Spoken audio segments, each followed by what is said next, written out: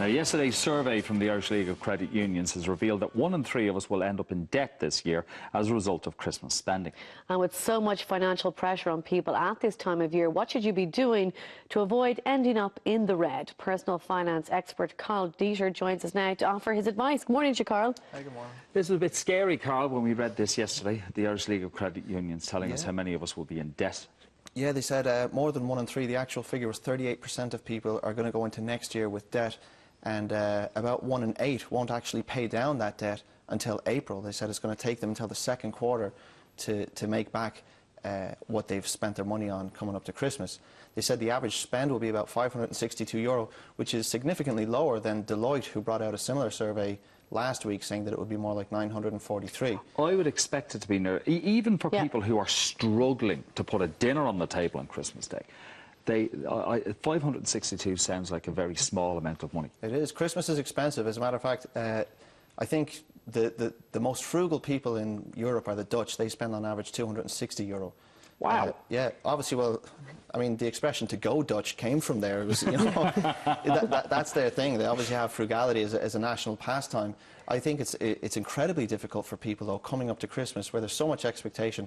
And I know that Santa does a great job getting around to the kids, but there's other expenses that have to be covered, and it's just tough. You know, the other thing that they found was that per child, the spending is about €164. I mean, that to me seems pretty significant. You know, that's lots of clothes, toys, things like that. So I tried to come up with a few ways that people might be able to, you know, just get a rein on things better this Christmas.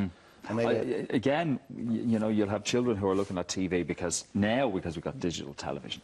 There's toy ads. Yeah, after toy ads, yeah. And right around the year, but of course, coming up to Christmas, it goes up about 3 different gears. So kids are looking for handheld computer game consoles and PlayStation 3s and Xbox. They're more than €164. Well, that's it. I mean, the thing is, at this time of year, there's no upper limit on expectation. And so that makes it very difficult. And when you go into the shops, the retailers here are fabulous. They do such a great job of making everything look so good.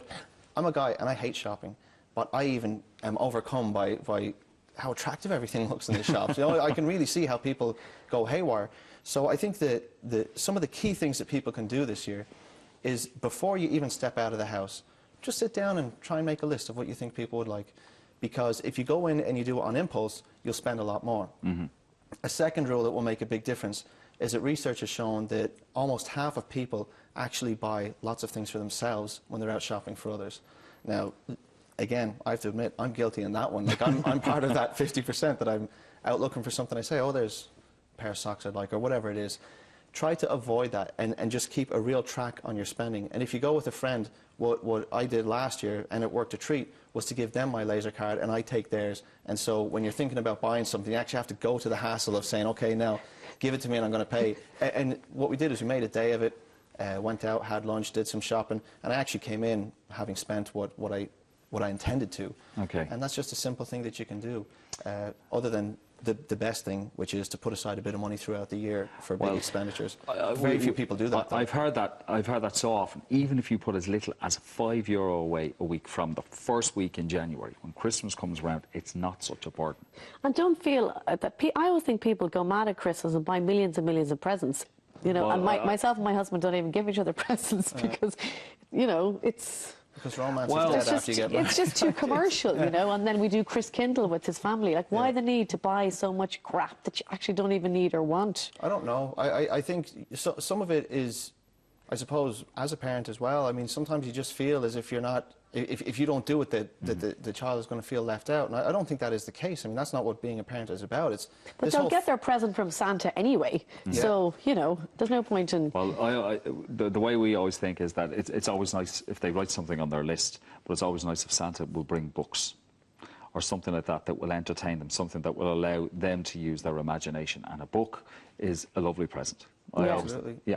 But I agree with you on Chris Kindle, because for so long, people have gone and spent money on every member of the family. Chris Kindle, with a limit per person, will help to make Christmas a lot easier. But anyway, that's just me ranting about the amount of presents people get. Getting back to the serious financial advice, Carl, money lenders are a no-no at this time of year because they're charging so much in interest and penalties. Yeah, there are brands of, there's people regulated as what's called a money lender, and they can basically charge whatever rate they want. I mean, I say that credit cards are expensive because some of them charge up around the 20% mark. Money lenders can be up in the 100% mark, and it's actually entirely legal for them to do that. So don't go to money lenders. Don't get a flyer in the door that says, you know, we authorize within 2 days, unless you're getting your advice from going into a proper office and you can see that the interest rate is not extortionate. I think that credit cards can be very dangerous, and certainly what I would look to do is to look more to credit unions. The reason is that when credit unions lend to you, generally what you're really doing is you're borrowing against your own shares. So at some time, if you can't pay off your loan, you can actually cancel it out. Now, there are credit unions that have gone beyond that and that will only hold, say, 25% of your loan as shares. They kind of extend more credit than they should. Usually that's not a problem, but credit unions are absolutely good for this type of thing, in particular because they're seasonal and they tend to work very well with people over time in terms of encouraging savings, encouraging thrift, so that when you do need to borrow, the money is there for it. So that would be the preferred route if you have to borrow. Other than that, again, having a budget, sticking to it, doing things like Chris Kindle, these are all common sense things, and the hard part is to think about the common sense before you step out the door, because once you're on the big shopping street in your city or town, wherever you live, it then gets very difficult, and that's when you're being hit by the marketing and the urge to spend, and everyone around you is doing it. And I'm not like immune to this. I would repeat, I'm a man who doesn't enjoy shopping, and I have gotten caught up in it as well. And I'm a financial advisor. I'm meant to be totally impervious to all of this. We're seeing a different side of you today, Carl. What's this about? Carl has entered the confessional. I'm a regular person just like everybody else. But the thing is, a few small controls and it will make an entirely huge difference to your day. And that way you don't get the January blues where you're going back and you're totally struggling until your next paycheck, or halfway through the month you get a credit card bill that's like, oh my goodness, and you know, gives you a heart attack at the same time. So a few simple steps. People can talk about it on the Twitter clinic, Ask Me Anything, and I think that, you know, we should be able to hopefully get a few people into a much better situation this January after having a great December.